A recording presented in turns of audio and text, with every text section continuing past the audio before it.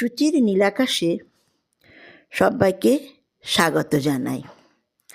আজকের গল্প ফুল শিশু। কলমে ও কণ্ঠে সুচিস্মিতা সরকার। হঠাৎ সিগন্যালে গাড়িটা দাঁড়িয়ে গেল। তারপরই টক টক টক শব্দগুলো কানে এলো। গাড়ির কাছ নামিয়ে নিপা দেখল একটি ছোট্ট মেয়ে দাঁড়িয়ে এখানে। তার মলিন মুখ, মায়াভরা চোখ দুখানি।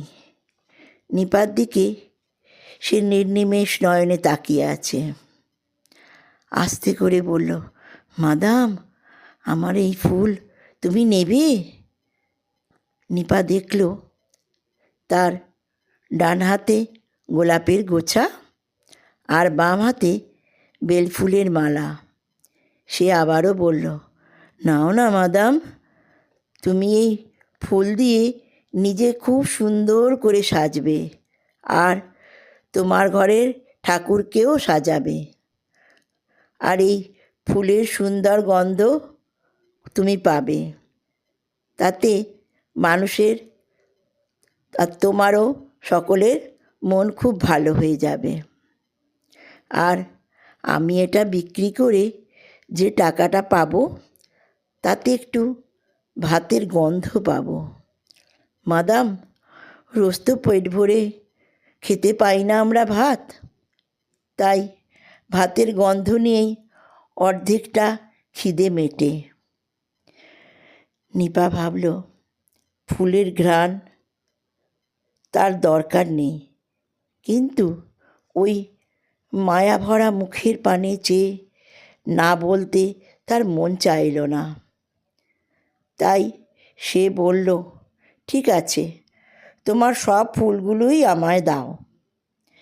মেয়েটা বিস্ময়ে বিস্ফোরিত নেত্রে তাকিয়ে বলল, তুমি সবগুলোই নেবে? সকাল থেকে তো কতজনকে বলেছি, সবাই তো নেয় না। কেউ একটা নেয়, কেউ দুটো নেয়, আবার কেউ একটাও নেয় না। ওই যে লাল আলোটা যখন জ্বলে তখনই তো সব গাড়ি দাঁড়িয়ে যায়, আর তখনই আমি দৌড়ে আসি গাড়ির পানে, যদি কেউ ফুল কেনে। তাই তো ওই আলোটা কখন লাল হবে সব সময় সেই দিকেই তাকিয়ে থাকি। এই বলে সব ফুলগুলো নিপার দিকে বাড়িয়ে দিল। নিপা ব্যাগ থেকে 500 টাকার নোট বের করে তার হাতে দিল। মেয়েটি অবাক হয়ে বলল, না না মাদাম, এত দাম নয়, আর আমার কাছে তো খুচরো নেই, তা কি করে ফেরত দেব? নিপা বলল, আরে আমি তো রোজ ফুল কিনি, তাই জানি এগুলোর এতই দাম। এবার থেকে যখনই এদিক দিয়ে যাব তোমার থেকে ফুল নেব। মেয়েটি ছোট্ট করে ঘাড় নাড়ল। নিপা দেখল তার চোখে মুখে খুশির ঝিলিক। এবারে লাল আলোটা সবুজ হয়ে গেল। নিপার গাড়ি ধীরে ধীরে এগোতে লাগলো। নিপা হাত নাড়তে লাগলো। মেয়েটিও তার হাত দুটো দিয়ে লাভের চিহ্ন দেখালো আর বলল, madam, I love you. Nipa হয়তো শুনতে পেল না। গাড়ি তখন দ্রুত গতিতে ছুটছে। সবাই বলে আই লাভ ইউ, তাই শুনে শিখেছে সে। ওই 500 টাকার নোটটা নিয়ে সে আনন্দে নাচতে নাচতে বাড়ির পথে দোকানের দিকে এগোতে লাগলো। আর ভাবল, আজ ভরপেট ভাত সবাই মিলে খাবো। মাকে বলবো, আজ একটু তরকারি করো, রোজ তো আলু সেদ্ধ খাই। আর যদি তেমন হয়তো দুটো ডিম নিয়ে যাব, সবাই মিলে ভাগ করে খাবো। কত দিন ডিম খাইনি। দোকানে গিয়ে সে সব কিনল, কিন্তু দাম দেবার সময় তার ওই টাকাটা কিছুতেই দিতে ইচ্ছে করলো না।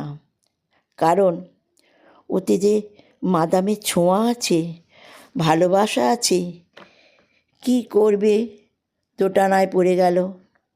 একদিকে সেই ভালোবাসা মাখানো স্পর্শের অনুভব, অন্যদিকে পোড়া পেটের খিদে। শেষে পেটের খিদেই জিতল। টাকাটা দেবার সময় সে তার সারা মুখে হাতে সেই টাকাটার স্পর্শ বোলাতে লাগলো, আর মনে মনে বলল, মাদাম, তুমি তো আছো আমার মনে, আমার ভালোবাসায়। তাই টাকাটা না থাকলেও কি হবে, তুমি আমার মনে থাকবে। এই বলে সে টাকাটাকে আরও একবার মাথায় ঠেকিয়ে দোকানিকে দিয়ে দিল। আর টাকাটা দেবার সময় তার চোখের কোণ চিকচিক করে উঠল।